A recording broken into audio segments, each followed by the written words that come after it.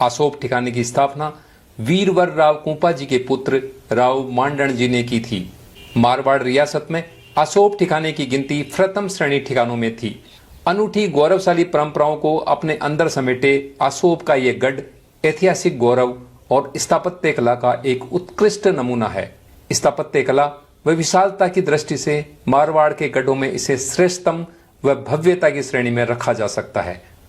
जोधपुर जिले के ग्रामीणांचल में इस गढ़ की बराबरी करने वाला कोई दूसरा गढ़ नहीं है। यह गढ़ शताब्दियों पुराना है। हालांकि इसकी नींव किसने रखी इसके तो प्रमाण नहीं, लेकिन विक्रम संवत 1600 में आसोप के शासक रहे राव मांडण के नाम पर यह गढ़ मांडणगढ़ के नाम से जाना जाता है। स्थानीय स्रोतों से पता चलता है कि बेशक यहां राव मांडण से पूर्व अन्य शासक थे, पर इसका निर्माण राव मांडण ने ही करवाया था और उनके उत्तराधिकारियों ने समय समय पर इसका विस्तार करवाया। राव मांडण ने इस गढ़ की नए सिरे से वापस स्थापना की, तो जो बिछली पौड़ है वो कुछ पौड़ के अंदर कोठार और मांडन साल, जो माता जी का मंदिर के पास मांडन साल है, ये सब राव मांडन ने अपने राज्य काल में बनवाए। राव मांडन के लड़के खीमकरण जी, उन्होंने भी करीब 18 युद्ध लड़े। गढ़ के द्वितीय द्वार यानी बिछले दरवाजे को मांडण पोल कहा जाता है, जिसका निर्माण राव मांडण जी ने करवाया था। बाद में समय समय पर इसमें मांडण जी के वंशजों ने निर्माण कार्य कराकर इस गढ़ का यह भव्य रूप दिया। गढ़ में कई विशाल महल, मंदिर, अश्वशालाएं, कचहरी, कलात्मक दरवाजे, दरी खाने, झरोके, रानियों के महल व ऊंचे ऊंचे बुर्ज बने हुए हैं। गढ़ के मुख्य द्वार पर फतेह पोल बनी है।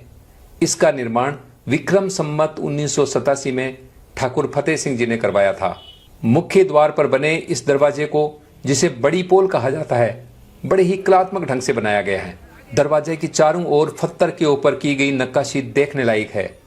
पोल के ऊपर दाईं व बाईं ओर कई कमरे निर्मित हैं। फतेह पोल के अंदर प्रवेश करते ही खुला मैदान है। मैदान के एक तरफ कई कमरे बने हुए हैं।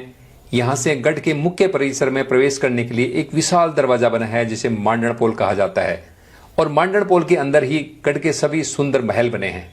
मांडण पोल से अंदर प्रवेश करते ही सामने एक सुंदर दरीखाना नजर आता है। इसी खूबसूरत दरीखाने में बैठकर यहाँ के शासक प्रशासनिक कार्य करते थे और गढ़ में आने जाने वाले आम जन से लेकर खास व्यक्ति तक यहीं पर वो मिलते थे। एक तरह से दरीखाना ही यहाँ के शासकों का दरबार था। दरीखाने के सामने बने चबूतरे के नीचे वर्षा जल संग्रह करने हेतु एक विशाल हौज बना है, जो गढ़ में रहने वालों की वर्ष भर की जल की आपूर्ति करने में सक्षम था। पानी का यह हौज आज भी वर्षा जल से भरा रहता है, पर पीने के काम नहीं लिया जाता।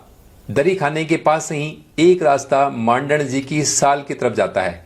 इस साल के पास महलों के बीच में कुंपावत राठौड़ों की आराध्य चामुंडा माता का मंदिर है, जिसमें देवी की आदमकद प्रतिमा लगी है। देवी मंदिर के प्रांगण के नीचे एक तल घर बना है, जो कभी खाद्य सामग्री रखने के काम आता था। अत्यंत सुंदर महल बनाया। विक्रम संवत 1987 में ठाकुर फतेह सिंह जी ने गढ़ में कचहरी का निर्माण करवाया।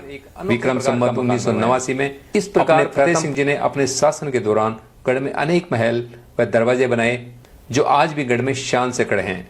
ठाकुर फतेह सिंह जी की तरह ठाकुर चैन सिंह जी ने भी गढ़ में अनेक निर्माण कार्य करवाए, जो आज भी गढ़ की शोभा में चार चांद लगा रहे हैं।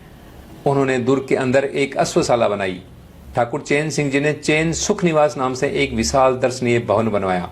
इसकी रचना व सुंदरता मनमोहक है। यह भवन जनाना भाग में बनाया गया। मांडण पोल के अंदर बाईं तरफ मित्र निवास नाम से एक सुंदर बंगला निर्मित है। यह बंगला गर्मियों में ठंडा व सर्दियों में गर्म रहता है।